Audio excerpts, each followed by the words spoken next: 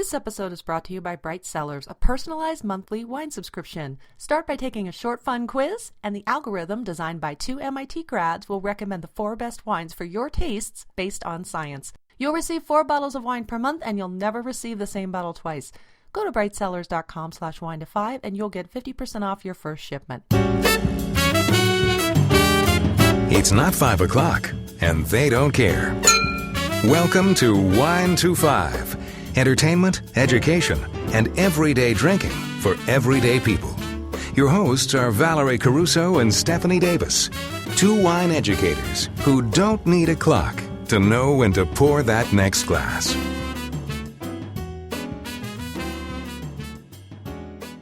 Welcome to episode 102. This week we're having a Grape Gab about the great grape known as the Pinot Gris or the Pinot Grigio.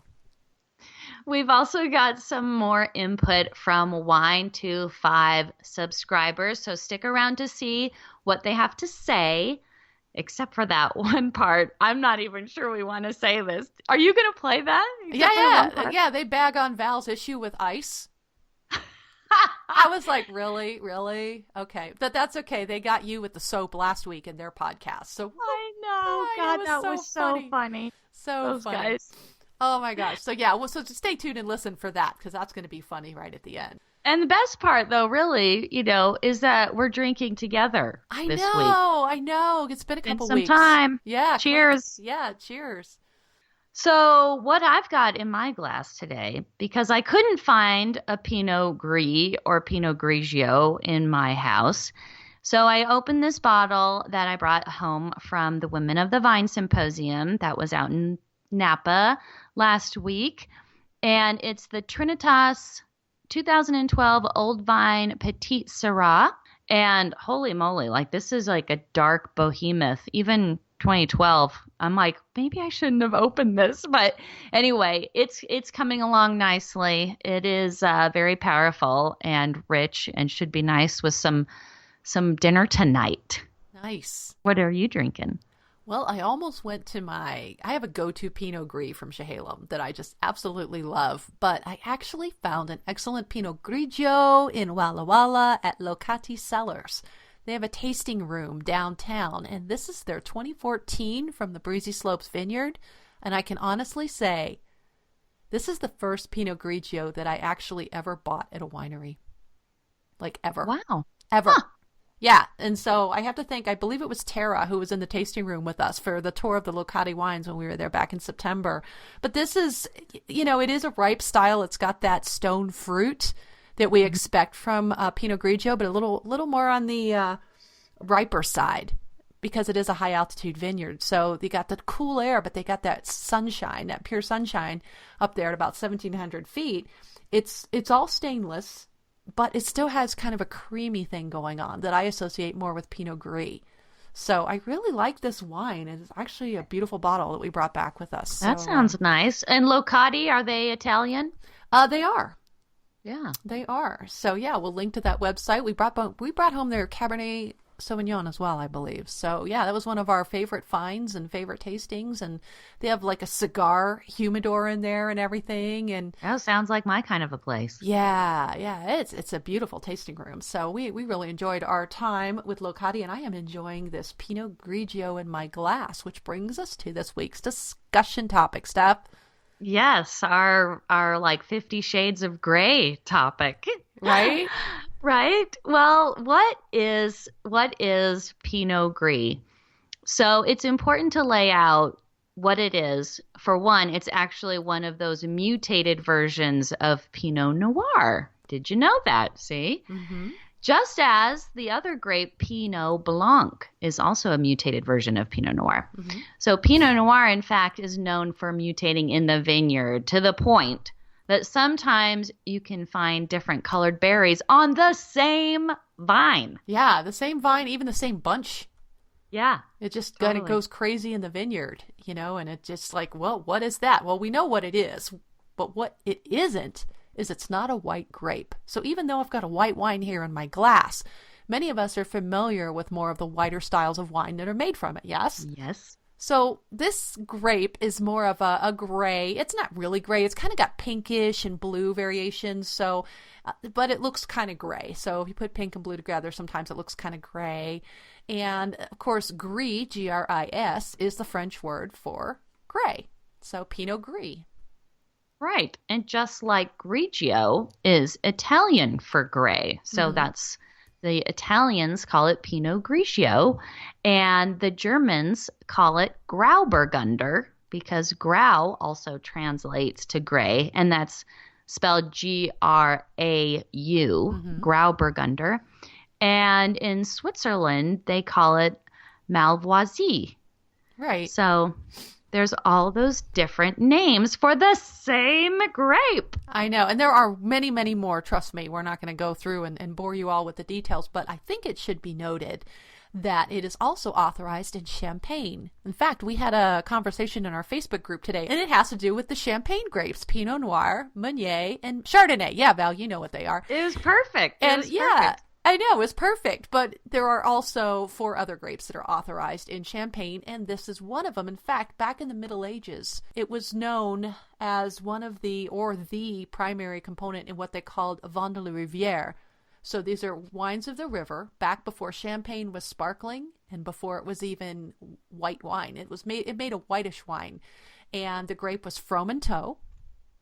And that was back in the Middle Ages. And so that was one of the original Champagne grapes. And I thought that's an interesting, fun fact about the Pinot Gris. That is so fun. Isn't it? Yeah. And I mean, Pinot Gris shows up all over the world, but I think a lot of people don't realize, because it's either called a different name or there's just some style and history that they've just never experienced before. And so that's a great example for sure. And a lot of people don't know that there's a difference between Pinot Grigio and Pinot Gris in styles in many cases. So why don't you lay that on us? Why is one grape or one style of wine called a Pinot Grigio and one called Pinot Gris other than where the grapes are grown?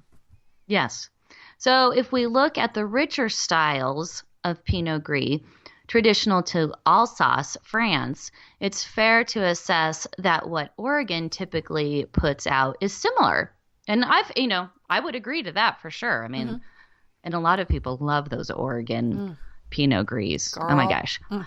And not everybody. I mean, I know Susan is not a fan, but that's okay. Val and I are. But so the oak and the lees aging, that's kind of what is happening here in these regions, and that lends to that richer style. But Pinot Grigio, on the other hand, is often perceived as less complex, not oaked, more light and refreshing.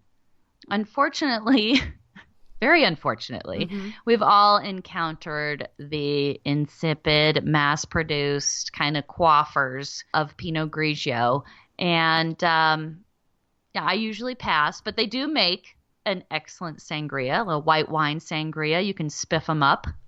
Yeah. They totally do. And just like with about everything else, there are exceptions to these. So these aren't hard and fast rules. A lot of people see Pinot Grigio, if it's at the lower end of the price point. Remember all the things that we've talked about in this podcast about what makes wine expensive. Oak aging is one of those things. If you see a higher price point on it, chances are it had a little bit more care in the winemaking process and is probably a better, more full-bodied style as Pinot Grigios go.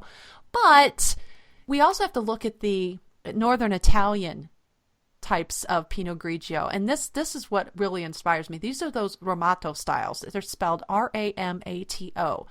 And you'll see these where they're almost like copper in color. And I actually wrote a piece where I referred to this as a one-night stand in a bottle. And there's a reason, so it's story time. All right. Once upon a time, there was a cute winemaker in northern Italy. And he was telling me how his Rocco Bernarda Ramato della Rocca was being made. And here's what he says to me. So he's an adorable northern Italian enologist and the silly American wine student having this conversation. And he says, it's come si dice, gioco di parole. So he says, how do you say a play on words? He says, yes, sì, amato means to have loved. But also ramato means coppered. He says, but I like amato because the grapes and the skins make a love for only one night, all night long. So I look at him and I'm like, oh, so what we have here is a one-night stand in a bottle. I tell the story all the time because he looked at me after that, because my sarcasm apparently is lost on the Italians. Like, they don't appreciate that. But I sure as heck appreciated these wines. So these wines that you see with this copper color, they have spent usually about a day on the skins. And then the skins are pressed off, and then of course you've got this beautiful color that comes from those pinkish blue skins that can be either like almost an auburn. I've seen some kind of light and salmon color, and some kind of go all the way to like a copper or an auburn color. So richer mouthfeels. You got the phenolics from the skins. I mean, come on, you can have this wine. Good. How do I get one? Oh my gosh, they're a little hard to find. I guess you got to go online, but yeah, they're fantastic wines, and they make those Pinot Grigio that what I'm talking about, the really insipid ones. They make them look like sissy wines, but yeah, these are really rich, full-bodied styles, and I absolutely adore them. So if a winemaker were to make what they call the orange wines or the what do they call the Auburn wines or amber wines? Yeah. Then I would be buying them for sure. But So how is this different from Vin Gris? Oh, well, I'm so glad you asked. So Vin Gris translates to gray wine, of course. But it really isn't gray, and it's also not made with Pinot Gris or Pinot Grigio.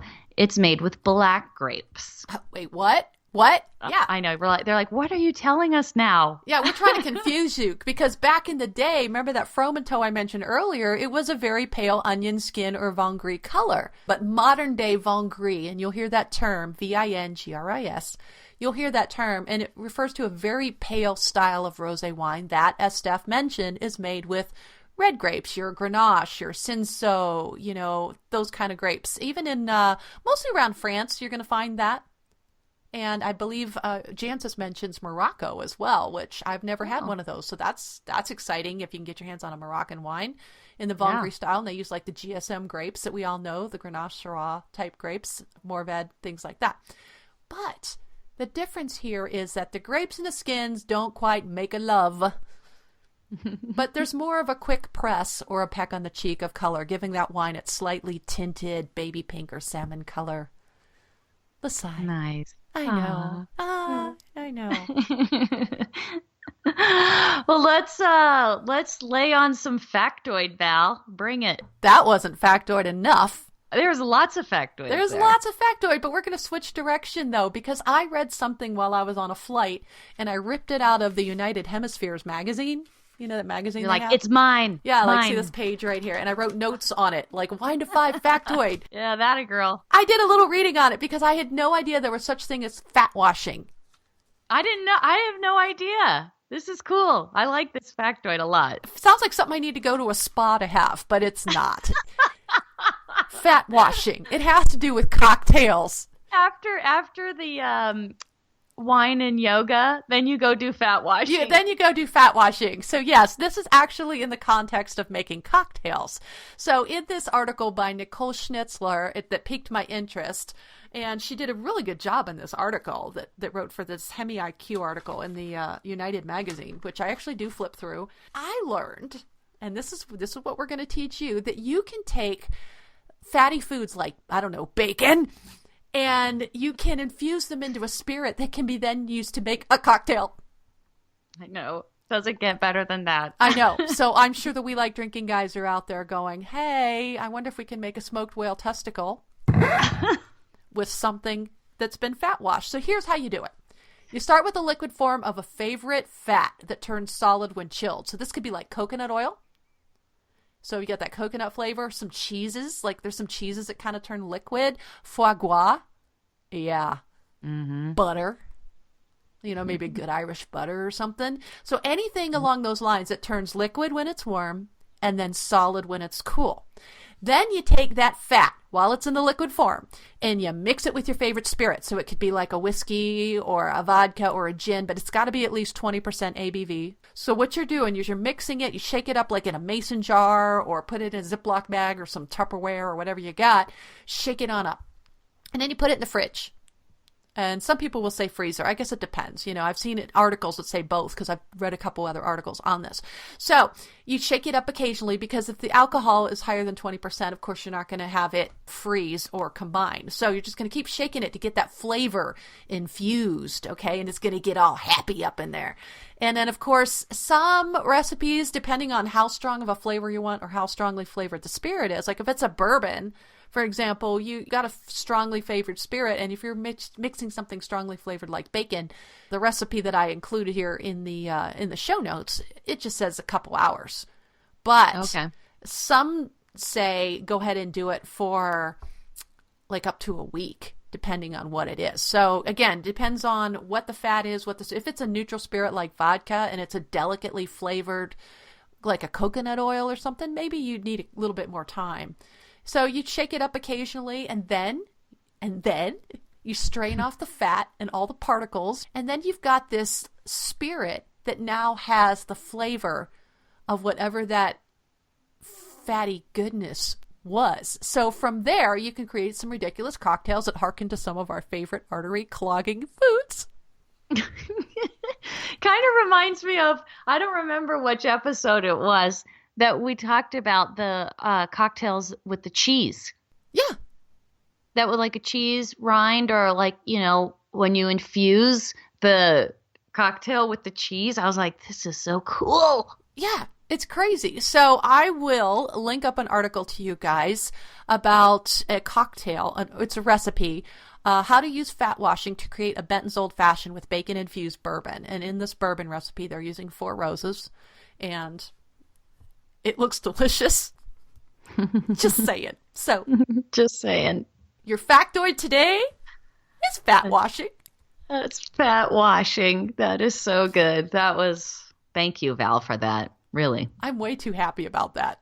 I know, clearly. That's good. It's the most I've smiled all day. I know. Your cheeks are going to be hurting. I know. But how about some Wino Radar? What do you have for that? Yeah, I got a lot of stuff on Wino Radar. There's just some stuff in pop culture, but you know what? I'm gonna lay on a couple of things. First of all, I have to give some credit to my girlfriend Denise McFan here in town. She shared this with me today, that the Mondavi Private Selection is releasing a bourbon barrel-aged Chardonnay. Oh. So that's coming soon. Keep your eye out for that. It should be really interesting. They've already produced a bourbon barrel-aged Cabernet Sauvignon, but now they're going to be doing a Chardonnay. So it is actually going to see some time in oak barrels that have been bourbon barrels. That's kind of a thing now. Yeah, I think that because of the whiskey craze, it makes sense because people want to start experiencing those whiskey flavors and in other combinations. Also, when I was at the Women of the Vine Symposium, there was some great data and predictions about other spiced flavors that people are really requesting. And so a lot of the spirits and alcohol world is starting to take note with, not just cinnamon, not just peaty, whiskey, smoky flavors, but just combining different heat and sweet. Bacon, exactly. I was kidding, but hey. but yeah, so the general public now is starting to seek out and look for new experiences with those flavors. And spice is a big thing, spice and heat. Yeah, so that makes sense for sure. The other cool thing that I was introduced to, and I'd love to have Lisa Matson from Jordan Vineyards come on our show and talk to us more about it, but Jordan is going to be releasing, could be this month, their cuvee. They have a champagne, literally, a French champagne that they're working with A.R. Lenoble in France to make this. So I haven't gotten to try it yet, but I think it's pretty cool that I've heard that they're not the only Napa producer that's starting to collaborate to have champagne. They're not. I saw another one, and I cannot remember which one it is. I did see another one, but they could be the first one to have a bacon sriracha flavored Cabernet. Yeah. They could. They could. I don't think they're going to go there because Jordan is a very classic type of a winery. And thank goodness. And thank goodness there are all things for all people, including my one last thing I do want to mention, and I have a link for this as well, is the new book called Cork Dork by Bianca Bosker. And my sister-in-law, Michelle, she sent me a text message that was like, just want to make sure this is on your radar. I thought of you. And as soon as I saw that, you just like everything else, you start seeing it all over the place. So yeah, I haven't looked at it yet. I think it was on pre-order. So, but I think it looks incredibly entertaining, the stories that she's sharing and Bianca shares. So I don't remember giving permission for them to write about me. Cork Dork, the story of Valerie Caruso. Yes.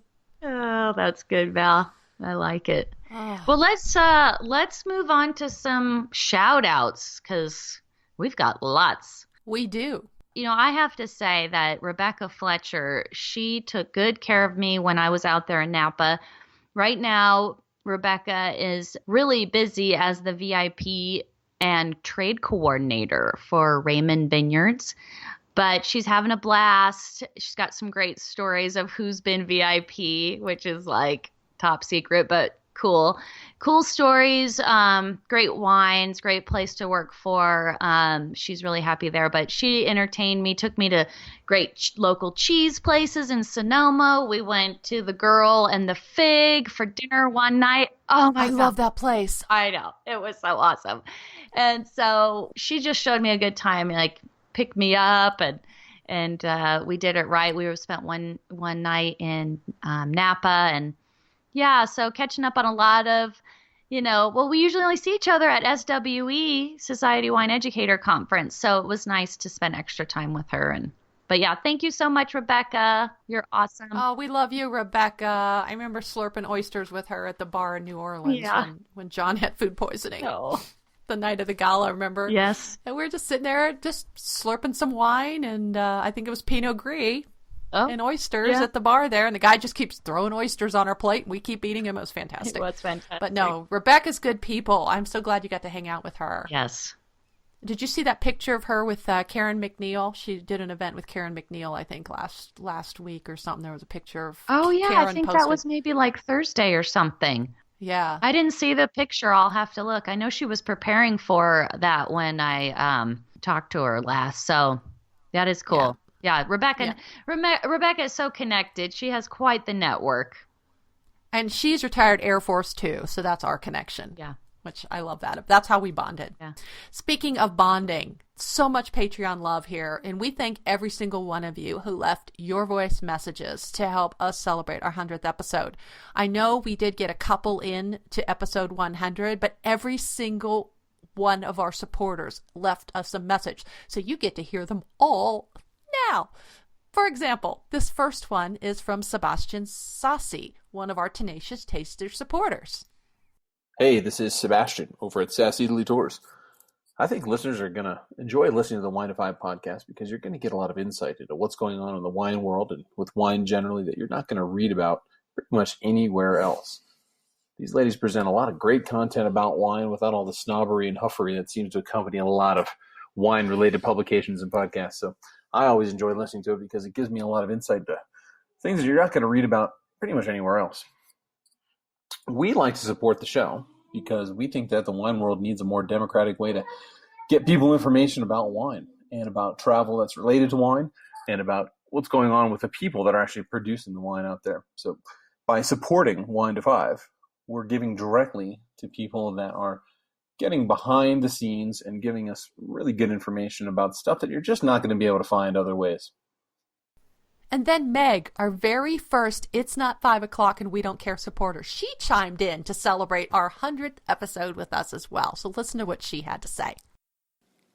Hi, Wine25. This is Meg Hansen. Happy 100th. Steph and Val, keep up the great work bringing all things wine to us. Fresh new products, wine news, and of course the wine celebs. We love the Wine25. Here's to another 100 and beyond. And then Jeff Eccles, our faithful, tenacious taster and host of the We Like Drinking podcast. Not only did he give Steph crap on the show last week with the boys about the smoked whale testicle cocktail and her Albarello luxury hand soap, he gave me some crap in this message about my issue with ice. But we so appreciate and we love giving each other a hard time, and we thank you so much for weighing in on our 100th episode too. You've been such a great supporter of the show, Jeff, and we love you. Hey everybody, this is Jeff with the We Like Drinking podcast. Calling in to answer some questions for the Wine 2.5 ladies, so let's get right into this because I only have 90 seconds and I've already 10 in. So, what can new listeners look forward to when they listen to our podcast? I think listeners of the Wine 2.5 podcast can look forward to just the overall camaraderie between Val and Steph. These are two ladies in the wine world that are always energetic, always positive with everybody they have on the show and everything they talk about, with the exception of ice, because Val's got a little bit of problem with ice, so there's that. But other than ice, they are always supportive of each other and everybody they talk to, and it's very refreshing to hear in this wine world. Question 2, why do you support the show? I support the Wine 2.5 podcast because Val and Steph and Wine 2.5 really kind of came up in the podcasting world with us guys that we like drinking. And they've been on the show a couple times, and we just really enjoy what they're doing and what they stand for. And it's an honor to support them any way that we can. Congratulations on episode 100, ladies. Cheers. And John gave us a shout out from California, and he gave us a really nicely, obviously well thought out message. So we'd love for you guys to hear what John has to say, and we'll see you in Portland in August, John. Hi to Valerie and Stephanie at Wine 2.5. Congratulations to your 100th podcast. Hey, I have enjoyed listening to your girls talk about the wine, spirits, and new gadgets on their podcast. I enjoy listening to their special guests as they have on the podcast. It refreshes my knowledge and finds something new that I didn't know before. I like to support Wine 2.5 to keep people like myself informative. Look forward to their 200th episode. Thank you. Keep up the good job. And finally, Aswani, also from California, she weighed in. And if you guys aren't following her on Instagram, she takes the most beautiful food pictures. Yeah. I mean, and wine, and she's like everywhere. I think she posted something from like Hawaii or something. I don't know, but she's always posting these gorgeous pictures. If you find her on Instagram, give her a follow and definitely check out what she had to say about Wine to Five. We love hearing from you. I think listeners would enjoy Wine to Five because the ladies are so much fun to listen to. I learned so much in one episode. I also love the structure of the podcast, and it's always fun to know what's in their glasses. I support the podcast because I just enjoy listening to them. Val and Steph bring certain wittiness and charm to the podcast along with education. As they would say, it's edutainment. Of course, you heard from Lynn, another tenacious taster, as well as Andrew and Clay of our 5 fabulous It's Not 5 o'clock and We Don't Care. And that was all in episode 100. So if you didn't check that out, please go back and listen. And if that's not some Patreon love, we don't know what is. Seriously. And you can jump onto the Patreon bandwagon with them and help support our show. Why would you do that? Okay, well, we're going to tell you. You get early releases of all the episodes and exclusive content. And you also, each month, get entered into a drawing for a bottle of Albarello Luxury Hand Soap. So that's any supporter at the $2 a month Tastemaker listener level or higher. And there's so many good things like swag. Go to our Patreon page, check it out, patreon.com/Y25 podcast, and check out the t-shirts, all of the swag you can support and sport and all of that stuff. Like I love how Sebastian put those cute that cute picture of his new Go Vino Wine25 glasses. I know. We need to get that into the blog too. And we're going to have him on the show eventually as well, so you can hear about what kind of cool things they've got coming up. I love that you guys are showing your support and sporting the swag. And you can share the Wine to Five podcast love in other ways too. I mean, you can support our show by subscribing to it and linking to it. That's totally free. Tweet it, Facebook it, whatever, Instagram it, whatever you got. Grab someone's phone. Help them subscribe. Help them subscribe and push play. Or you can leave us a burning wine question or a comment on SpeakPipe, as our supporters did. Or how about a glowing review on iTunes or iHeartRadio? Wait, guys, there's more. Check out our store where you can score wine books and accessories for show. It's all on our website. It's all there, you guys, along with the links, the links that we talk about during the show. And you can find all that stuff on Facebook, Twitter, Pinterest, YouTube, and Google+. There's so many ways to check it all out. And you can connect with Val in so many ways. Twitter at Wine Gallon Box, Facebook, Instagram, and Pinterest as Vino with Val. And I am also everywhere, Twitter, Facebook, YouTube, at Albarello Soap, and also on Instagram and Pinterest as The Wine Heroine. So, Miss Val, Vino with Val. Wine Heroine. Cheers, lady. Cheers. Thank you for listening to the Wine to Five podcast. Be sure to check us out at Facebook/WineTWO5 and tune in next week for more fun and useful sip tips.